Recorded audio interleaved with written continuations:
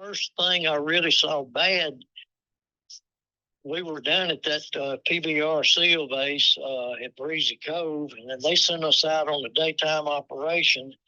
And since we were new, they put us up at the head of the canal, and the other teams went down to a village on a canal they call BC Canal, but they put us up on the far end to try to, on a blocking station, try if anybody ran out of the back of the village that we catch them up there. And it actually, since we were new, they kind of put us in the, where we probably wouldn't initiate us, you might say. But when they got down there, it was a bad. The ambush went. Their jumping out into the village went bad, and a lot of guys got messed up bad. And as the boats were coming out, I've always remembered this. One of them, it was either PBR or ASPB. I don't remember the type boat, but it had a guy laying on the bow of the boat. The guy's intestines were dragging in the water, and his buddy, who was a Mexican-American guy, was trying to pull his intestines up and stick them back into his stomach, but they were dragging in the water. And I was so new, I didn't know. I mean, I was just totally in shock. And I hollered as they got to the end of the canal, BC Canal, and come out into the other canal where we were located. I hollered at him and I said, "Hey, is he okay?" And that guy cussed me like, man, I ain't never been cussed in my life. And, because I guess he possibly was dead. I don't know. But but his intestines were dragging in the water. So, I can still remember the way they looked, the color and everything. But we were, but that was my initiation to something really bad. And that was when we first got down to the Songwell dock down there at Breezy Cove. And this was in October of what year? 69. Well, let's back up a little bit. Let's go back to the beginning. Why did you enlist in the Navy? I had seen an article about the boats in either True magazine or Argosy magazine, something back in there while I was still in high school. Yeah. About some of those early boats over there in Nam when they was a lot of the guys were still working with the French, I think, on those French dinosaur boats they called them. Yeah. And anyway, I read that article and I don't know. And so I was going to IJ junior college and I flunked out. And another guy that flunked out with me, he said, "Well, I'm going down to Columbus Saturday and see about joining the Navy." And I done flunked out anyway, so I said, "Well, yeah, I'll go with you." So he and I went down there and joined on the buddy program. Wow. And so it sounds like you joined because you wanted to go to Vietnam. Yeah, I wanted to be on those. I wanted to get on those boats from the beginning. I mean, I just something caught my mind. Yeah. Was the attraction? Was it adventure? Was it fighting communism? Was it a mixture of both? Was it some other motivation? What was it that attracted you to the idea of being on those boats? Well, my dad, this goes another story, another direction, but my dad was a prisoner of war in World War II. Wow. And he was captured by the Germans at the Battle of the Bulge. And he's got a story, and he said, but he never talked to me about it. He never talked. Me and my dad could work side by side all day long, and he never said a word. And I didn't know what all went on over there, but he got down less than 100 pounds in that POW camp. I admired my dad so much, even though he didn't talk to me. I really admired him, and I don't know. I just wanted to serve like he did. And of course, my granddaddy, he was in World War I over in France, so it was just a kind of a family thing I wanted to do. Now, what was your job? What job did you train for on the boats? On the boat, yeah, gunner. I was a gunner. Okay. So what guns would you operate? Would it be 50 cal, M60? I had that when I went to Camp Roberts up there in California, and where we trained there in Vallejo. I had to do everything from the M16s, M14s, .30 caliber, the M60, the 50s, the 20s, and then I did train some on a 40 because some of the I started out training on an ASPB, Assault Support Patrol boat, and they had 20s on it. But then I found in this letter in here the other day where I read my folks and said that they took me off that boat and was training me on another ASPB that had 40 mics on it. So, Wow. But I was trained for about anything. Oh, and the grenade launchers. We had the Mattel toys. They were those black hand cranked grenade launchers. Yeah. Before they came out with the Mark 19 grenade launchers, and Wow. so I was supposed to be qualified on all of that. Okay. And where were you based when you went to the Delta? Where did you operate out of? Well, we left when we left Nye Bay. We made it. It was a 30-day trip. I saw that in the letter here this morning. It was a 30-day trip I wrote about, and we had a bent shaft, so we had to stop, and it took a little while to get that straightened out in ARL or something. And then we went on to down to the Delta, and it was a pretty long trip because we had to transit all those canals to get down there, you know. Right. And from Nye Bay, which was out from Saigon there somewhere, and that's where I picked the boat up at Nye Bay, and then we went south. And we thought we were going up there on Slingshot at first, but they sent some of the boats there and sent us on down to the southern tip, and it was a place called Breezy Cove down by the village of Kamau on the Songland dock down there. So you were at the very southern end of South Vietnam. The very southern tip, Yeah. And we worked from there on up past which the U-Min Forest was out from us up there on the coast. And we worked all that area and for about 3 months, I think from September, October, November, and in 69, Christmas 69, I was at Dongtown. Do you have any memories of Christmas at Dongtown in 1969, or was it just another day and nobody really marked it? They had a little AM club there on the Navy side, and I think we probably shot pool and drank beer.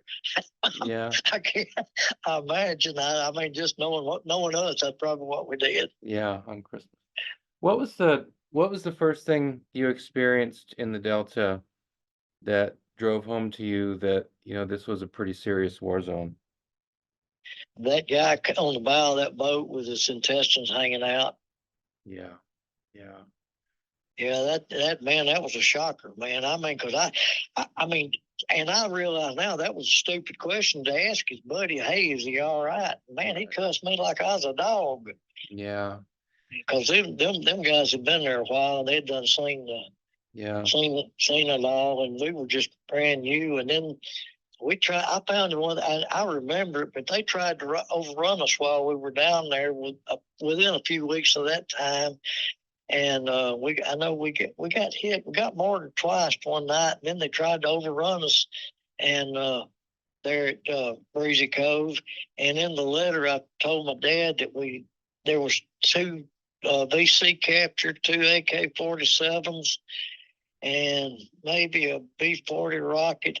And I was learning my slang down there. I knew I hadn't been long because I was using that slang. And I wrote Buku blood trails, Yeah. So, we was picking up on that French and Vietnamese language. I got tickled a while ago when I read that. I said, yeah, it sounds like Buku blood trails. Yeah. Wow.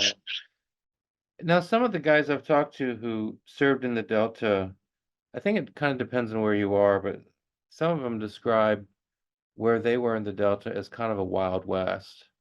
Does that fit with your experience? Yeah, about everywhere Tango 48, and then after I got transferred over on Tango 44 and became boat captain, yeah, it was pretty much everywhere we was at. We didn't have no rules and regulations. It was pretty wild and woolly. Yeah. I mean, as far as conveniences, because I had a buddy on PBRs that was on the New Jersey with me. Yeah.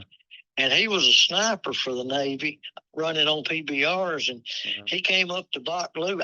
I didn't remember. I don't even remember seeing him over there, but he came. He told me he came to see me when we were there at Baclou for a little while, and I said, "Well, what did we do?" I said, "I don't even remember you coming to see me." He said, "Well, you gave me a beer." And I said, "Well, yeah, it's courtesy, you know. I gave you a beer." And I said, "What else do we do?" He said, "Well, I didn't hang around with y'all very long." He said, "Y'all stunk like everything." He said, "You had a mildew smell about you," and said, "You stunk."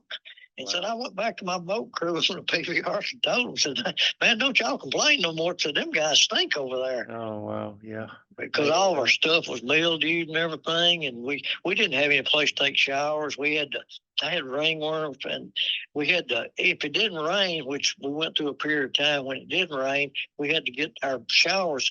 Either we had a bucket on the fantail, but we could do that, you know, and look in the bucket and see what was in it before we poured it on us. But a short story, when I first got there and got down to Knob Bay and picked up Tango 48, one of the guys met me out there, and he introduced himself, and I introduced myself, and he said, "Have you got your cup yet?" And I said, "My cup?" He said, "Yeah." I said, "We all got these little plastic cups." He said, if you got any Vietnamese money on you, go over there and buy you a plastic cup from that lady over there at Mama Son." So I went over, and it equivalent maybe a quarter in their money, you know, it wasn't very much money. I got me a big old plastic cup, and he said, "You keep that with you everywhere you go, because you're going to eat out of it, and you know, you're going to use it for everything." And he said, "Do you know what bug juice is?" And I said, "I ain't never heard of it." And he said, "Well, I'm going to pour you some. I want you to drink it, because that's what you're going to drink a lot of over here." And I said, "Bug juice?" And he said, "Yeah." He said, "You can't drink the water real good. So when you ride home, tell your mom to send you a lot of Kool-Aid over here." And said, "It don't make no difference what flavor, but said, tell her to send you a lot of packs of Kool-Aid." And so that's what it was. It was Kool-Aid in that water from over there. Well, I drank me a cup. He said, you like it?" I said, "Well, I can drink it, you know." And he poured me some water out of something. I drank it. And he walked off and left me standing there by myself. So I drank it. And boy, it wasn't just about a minute or two, my guts started griping me. And I was standing on the deck, on the wharf there, and the boat was tied up beside me. And man, my stomach started griping me, and I said, "Well, I don't see no place to use the bathroom." So I ran over there and jumped on the boat and went down in the aft gun turret and took a M60 ammunition box, one of them green boxes, and poured all the ammo out and used the bathroom in it. Closed it back up and came back upside and threw it over the boat into the water. So I said to myself, you know, I remember this like yesterday. I said, it was one of the humorous things. Yeah. I said, "Man, I got it figured out now. I know where to go to the bathroom." And about 2 seconds later, it hit me again. And so I saw Pepe over there talking some Vietnamese. So I hollered at him. I said, "Hey, man," I said, "where am I supposed to go to the bathroom?" I said, "My stomach's killing me." And he said, "Just hang your butt over the side of the boat there off the wharf." He said, "These people ain't going to pay no attention to you." I said, "Well, it ain't going to make no difference, because I can't wait no longer." So, I mean, you just went to the bathroom. I mean, and they did too. A lot of the villages, you know, they had the toilets built out over the canals, but you just went where you had to go. In the area you operated in, then in the far southern end of South Vietnam, was it pretty much a free fire zone the whole time you were there? Yeah. Wow. Pretty much so. And I'm assuming you're dealing completely with Viet Cong down there. Yeah, the only time I ever had, uh, I found in a letter here, which I had forgotten about it, but my dad has asked me what we were doing, and we were already on up out of the Delta. Then we were back up towards Cambodian border, and he asked me what we were doing since we'd moved back up there. And so I wrote him and told him, I said, "Well, we ain't doing a lot," but I said, "We're going out and trying to catch some NVA coming across the canal." And I said, "We caught a few, but now I don't know if I just put NVA and should have put BC. I don't know. That's just what I wrote in that letter. So I don't know."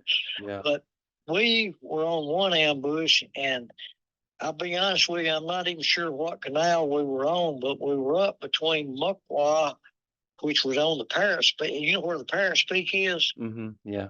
Where Cambodia comes down in. Right. We had gone up on the Vamco Dong above it and made a trip up there to the little old army uh, outpost. And for whatever reason, I don't know, when we came back around the point and went by Mukwa, and we were on some of those canals down there, and there was only 4 of us left on the boat because 2 guys had gone on R&R, and we were on a night ambush with a PBR, and we didn't. Our starlight wasn't working, and theirs was, so they called us up.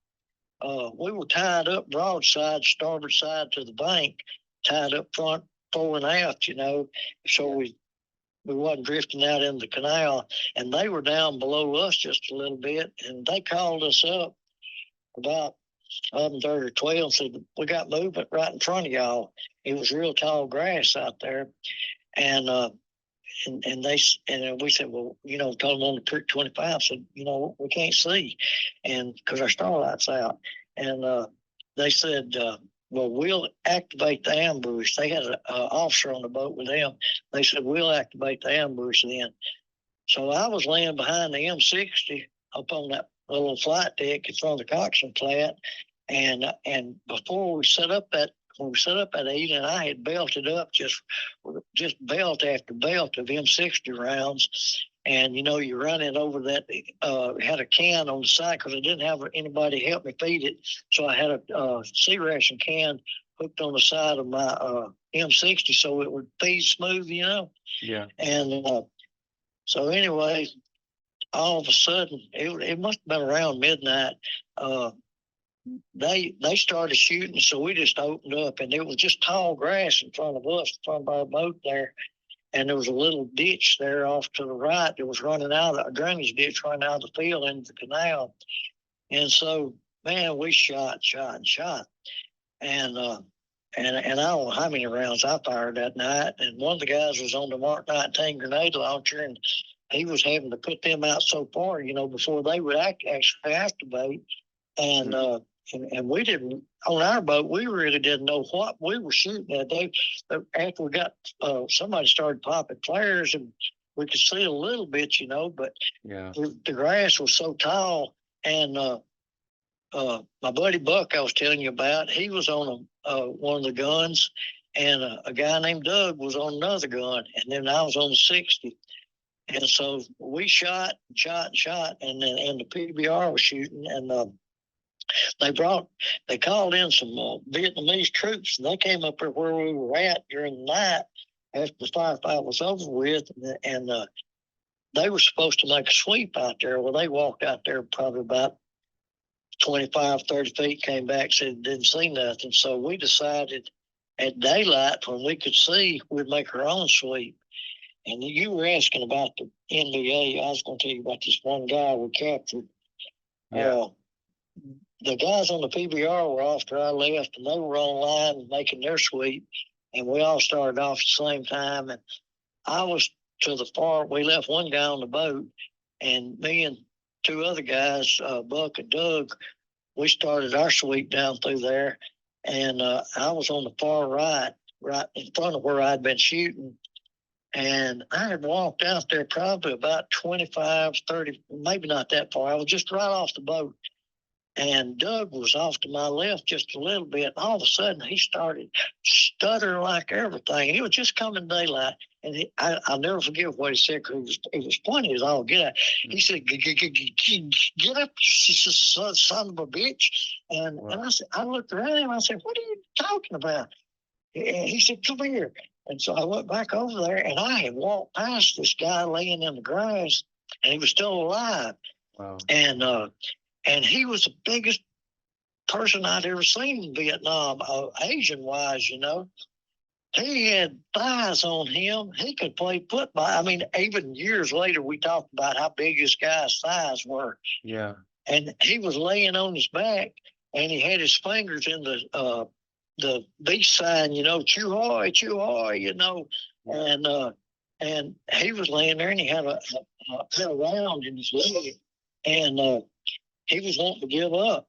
So before we did anything, we checked to make sure he didn't have a grenade under him or anything. Wasn't loaded up on nothing.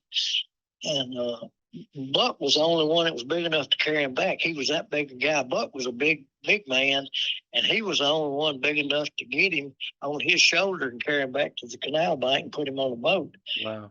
That's how big that guy was. I mean, I don't know if he had some French in him. I don't know who he was. Okay. But he was one big dude. Yeah, I was gonna ask if you thought maybe he was Chinese or something, but it sounds like you didn't really have. Well, he was Oriental, but I don't know what. I don't know what he was. But he was glad. He was glad to get caught. Man, he was grinning when they put him in a little small boat, one of them little sail boats, running back down to base camp.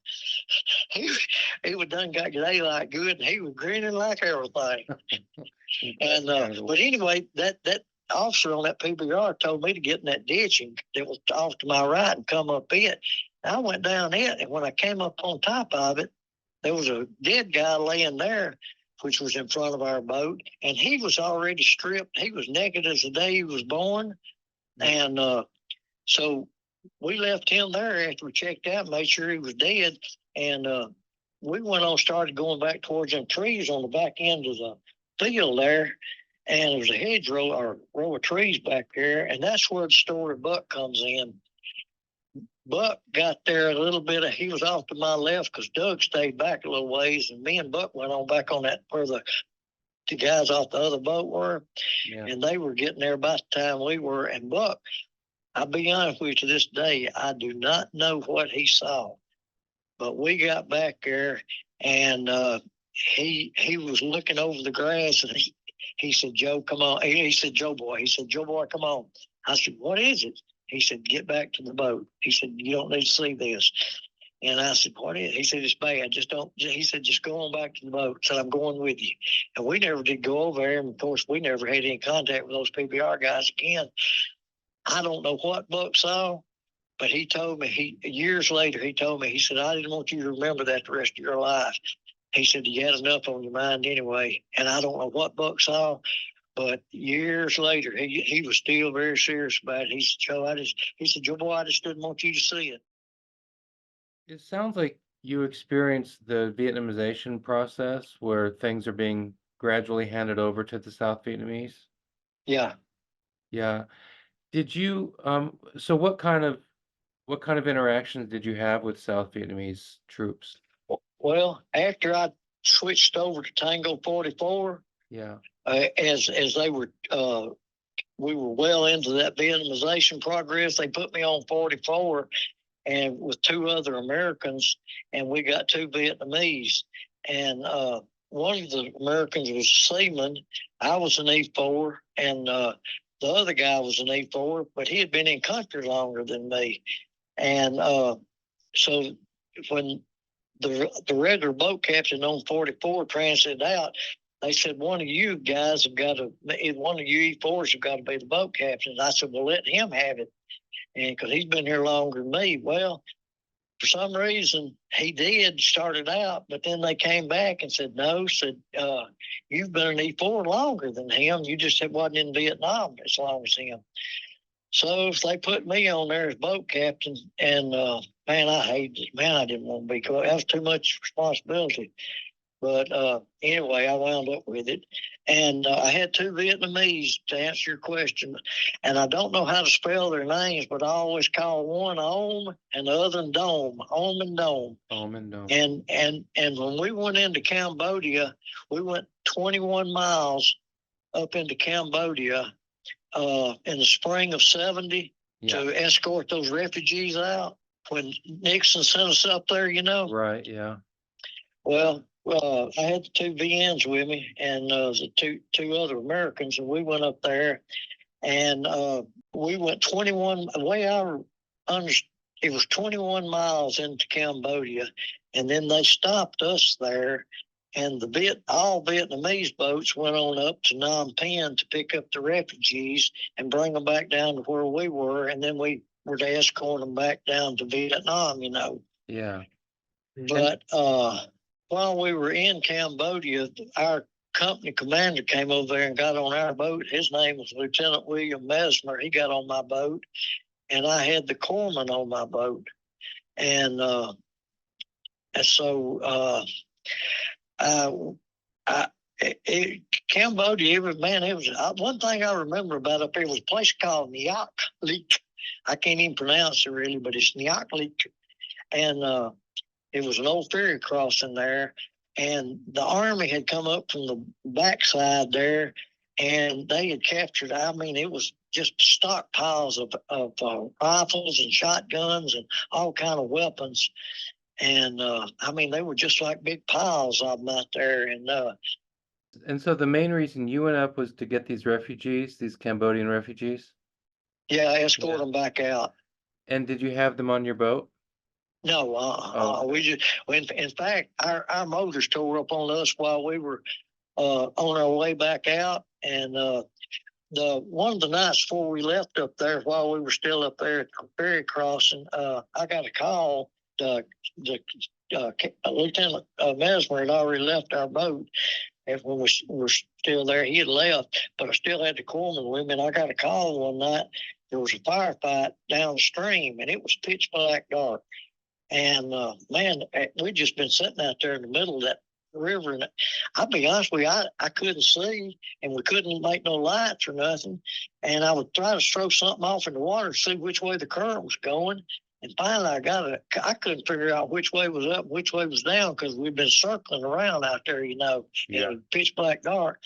And they said, you got to get the corpsman down here. So we got a stick and held it overside and see which way the water was pushing it, feel it in your hands, So we took off. I mean, none of us didn't know where we were at. So, I mean, what direction we were heading. We didn't want to go head further up in Cambodia, So we started going, and I said, let's just go. I said, Lord, just help us get where we're supposed to be. And we started down the canal, and it was down the canal back toward Vietnam.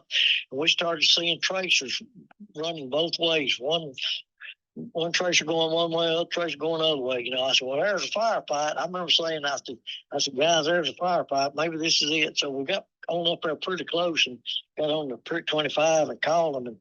And I said, I got the corpsman. I said, am I at the right place? And they said, bring him on. So we got on down there, Just day to day, what kinds of missions are you doing? Waterborne ambushes. Guard. We were at the end there. Well, down in the very tip of the Delta down there, we ran daylight and night, checking sampans, checking junks. We've checked out villages a time or two. Because one time we'd be going in the village to get something to eat, we'd get a cabbage from them, get some onions. I mean, we were just part of the scenery down there, I guess you'd say. Yeah. But then after we got back up there towards the Paris Peak and running back around, we run back around to Chow Duck and then back down to Ha Tien, which was down on the Gulf of Thailand down there. We worked out some little fire support bases down there that was just, it was tents and bunkers about all that was at the fire support bases. So you're doing, sometimes you're searching sampans and junks, looking for contraband, looking for weapons, looking for Viet Cong stuff. And then sometimes you're setting ambushes? Yeah. Well, most of the time, that was what we really did at night was ambushes. Okay. Meaning you're just waiting for, sampans. Somebody trying to cross a sampan to come down the canal or go up the canal or somebody trying to. They had intel real good. One time, I don't know where we were at. It was probably the scariest I ever was in Vietnam, and we were somewhere up on the Cambodian border, and we got a call over the Prick 25 said that y'all just lay low, but we want you to intercept some people coming across the border. So they're supposed to cross about where y'all are at. And that was when I was still on Tango 48. And I was laying behind the M60 on the flight deck there. And it was more than us that was supposed to be crossing right there. And the mosquitoes were super bad that night, and we couldn't move. We just laid there, and was looking out in the jungle. And I remember, man, I prayed more that night than I ever prayed in my life, and laying behind that 60, because they told us what they wanted us to do was just intercept them, and then they would bring in the heavy stuff to take them out, you know. But they wanted us to slow them up. Well, we laid there all night long. They never showed up, or we never saw them. They might have seen us before we saw them and went somewhere else, but they never did cross. But that night, I promised God, I said, Lord, if you'll just get me home, I'll go to church. I'll teach Sunday school. I'll do whatever you want me to do. I was scared that night because they had already told us it was more than us. So, did you keep your promise? Years later, I did. Veterans I've talked to who worked on these rivers, they would say, you know, most ambushes, the Viet Cong got the first shot, and we're just going down the river, we're going down a canal, and all of a sudden, you know, they open up on us. Maybe it's a sniper, maybe it's a bigger ambush, and then we fire back. They almost always get the first shot. Is that how it was in your experience? Yeah. That night up there with the PBR is the first time, I think was probably one of the first times. No, it wasn't the first time, but it was one of the few times that we fired first. And I mean, like I say, I had M60 lines run all up across that flight deck, and I don't know how many rounds I fired that night. We got good results, and but now we were up on the edge of a little farming village. It was just a few hooches. Yeah. And a buddy that I went through nights training was on another boat down below us, and they got hit. The water dropped in the canal. When they went in there that afternoon, they were at the edge of a village, and they tied up, and they could see, you know, from the flight deck across to the hooches and everything. Yeah. Well, the water went down enough that night. The VC snuck up on them, and they were firing from the bank, point blank, down into that boat. Wow. And Jimmy was the guy I went through training with, was on the radio, and he called. He was from Florida. He called, and he was screaming, and we couldn't hardly hear him for him screaming. It busted all, I guess, messed all the eardrums up and everything, because they were so close to it. But anyway, they called us to come down there and help them. Well, we came down, and we were passing between their boat and the opposite bank trying to shoot, but all of our rounds were going, because we were so low in the water, all our rounds were, you know, going up over where the hooches were. So, they initiated that first too. So we had M79s. We were shooting them up over there, the grenade launchers, and we were throwing grenades. But a guy came on the radio. It was Zippo 3, I think. It was an American. He said, which I think I talked to the guy years later after we came home and thanked him for helping us out. He got on the radio and said, I'm where I can help y'all if you need me. And we said, come on. So he brought the Zippo up there, and he arced that flame over, and he done his thing, because we wasn't doing no good. And at daylight, we went out there to make our sweep, and there was an old woman standing there, and she was screaming like everything. And I had an Instamatic 110 camera. I was going to take some pictures. Yeah. And where the hooch was, there was a hole under. Most of them hooches had holes underneath them. And there was a family. Them VC had gotten around that family of people. Yeah. And fired the rockets between the hooch and the boat. Oh. And then the people were in their hooch, and the Zippo burned and caught them all down in that hole.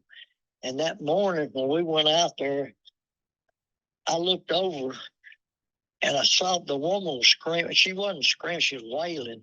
Yeah. And I can see her in my mind right now. And she was pointing at the ground where the hooch had burned. And so somebody told her, I don't know who came up, where it came from, but they told us, see if you can get anybody out of there. And they were all cooked in there. I mean, they was cooked. And I took that camera I had and I slung it. And I personally never took another picture the rest of the time I was in Vietnam. I Wow. threw it and it landed in the canal out there. I had a little Instamat at 110. After I saw that, I never took another picture myself. But that Zippo saved, they saved everybody that night. What impact did all this have on you? You know, when you come home, you came home in 1970? I came home in 1970, and my uncle had passed away, my great uncle, my granddaddy's brother, and my mom, they wanted me to be a pallbearer. And I didn't come straight home. I went home with a guy I'd been on the New Jersey with. His wife met me in St. Louis, and I went and stayed with them a while, tried to get my head on straight before I came home and had to, see my father. I had sense enough to do that. I got my head on kind of straight before I came straight on home. Yeah. And I stayed up there a week or so with them. And then I came home, and my uncle had died, and they wanted me to be a pallbearer. And I said, no. I said, I ain't. I said, I can't do that. And my mom, she didn't understand. She said, that's your uncle. I said, I don't care who it is. I can't do it. And I didn't. And my sister was getting married. They wanted me to be in. I couldn't do that. I couldn't be in the wedding. In fact, didn't go to. I went to the wedding, but I sat upstairs by myself in the balcony, and watched down below where she got married. But I tried when I first got home. I tried to talk to my friends I grew up with here in this little town. Yeah. And they had all stayed in college, most of them, and got their degrees and working on their master's degrees and blah blah blah and all this. And I tried when I first got home. After I couldn't talk to the guys I knew back here and the girls, nobody wanted to hear it. It's just like I'd been to California for the summer or something. I went to the woods, and I made my money by trapping for a while. I just lived in the woods. But I couldn't. I didn't want to be around people anymore, because the ones I tried to talk to, it didn't mean nothing to them, and they didn't want to listen. So Wow. I just shut up, man, and I didn't tell anybody about Vietnam for a long time. And one day my mom and dad, I wasn't going to church then, and they had come in from church and invited me up there to eat lunch. And my sister was off, and I think she was probably married by then, but they invited me to lunch, and I was sitting there, and I don't know what broke it, but man, my dad told me, he said, you sat there, and said, we sat there and listened to you. He said, you talked for 3 hours.